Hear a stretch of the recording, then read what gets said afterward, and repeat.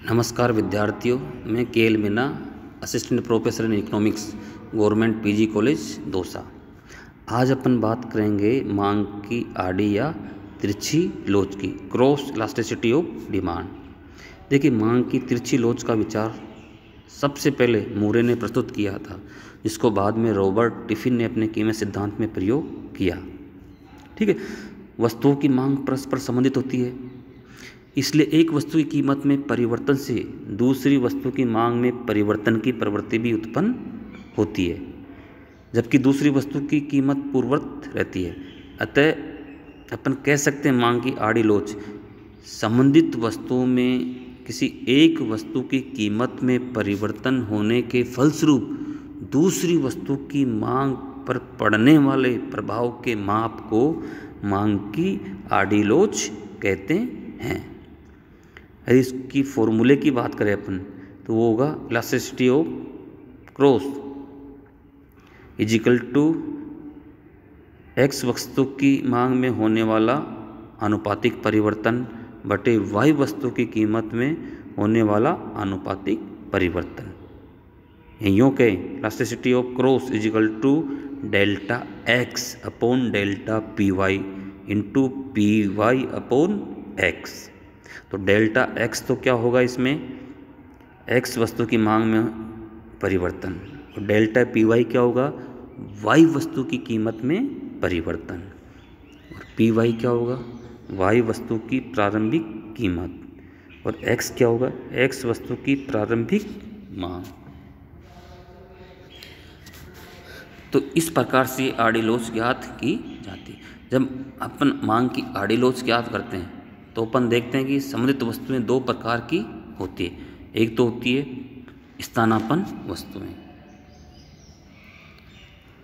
स्थानापन्न वस्तुएं वे वस्तुएं जिन्हें एक के स्थान पे दूसरी को आसानी से काम में ले सके, उनको प्रतिस्थापन वस्तुएं कहते हैं, स्थानापन्न वस्तुएं कहते हैं, सब्स्टिट्यूट गुड्स।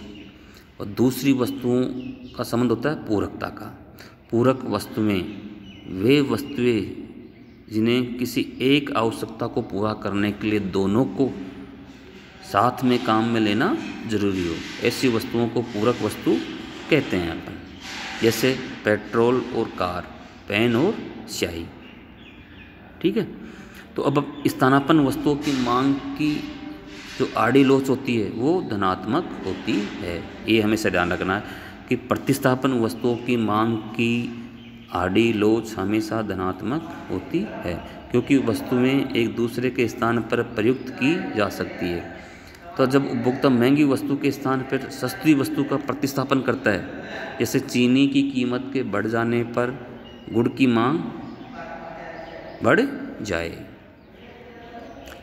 दूसरा है पूरक वस्तुएं। पूरक वस्तुओं की मांग की आड़ी लोच ऋणात्मक होती है, क्योंकि एक की कीमत में वृद्धि होने से पूरक वस्तु की मांग भी घट जाती है। जिस वस्तु की कीमत में वृद्धि होगी उसकी मांग तो कम होगी, वो तो कीमत लोच का विषय है। लेकिन एक वस्तु की कीमत के बढ़ने से जो पूरक संबंधित पूरक वस्तु उसकी मांग भी घट जाती है। जैसे कारों की कीमतें बढ़ने पर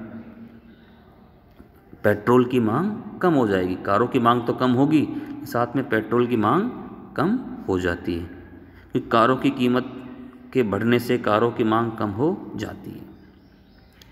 ठीक है, इसी तरह से स्वतंत्र वस्तुएं। देखिए, मांग की तिरछी लोच स्वतंत्र वस्तुओं में मांग की तिरछी लोच शून्य होती हैं, क्योंकि इन वस्तुओं की कीमत में परिवर्तन दूसरी वस्तु की मांग को प्रभावित नहीं करता।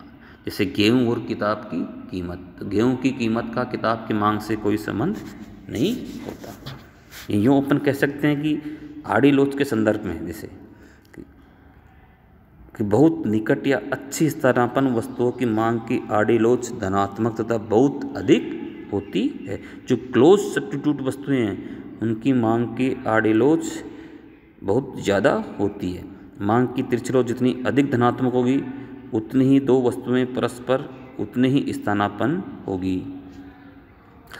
दूसरी बात, परस्पर पूरक वस्तुएं अथवा संयुक्त मांग वाली वस्तुएं, जैसे बटर और ब्रेड है, मोटर और पेट्रोल है, पेन और स्याही, इनकी तिरछी लोच ऋणात्मक होती है। क्योंकि मांग की तिरछी लोच के ऋणात्मक गुणांक का अंकिक मूल्य जितना ही अधिक होगा वह परस्पर पूरक वस्तुओं के अधिक पूरकता का सूचक होता है। यदि मांग की आड़ी लोच का गुणांक शून्य है तो यह स्पष्ट है कि वे वस्तुएं न तो परस्पर स्थानापन्न है और न पूरक वस्तुएं हैं, वे तो पूर्णतः स्वतंत्र वस्तुएं हैं। जैसा कि डायग्राम सी से अपने को स्पष्ट हो रहा है।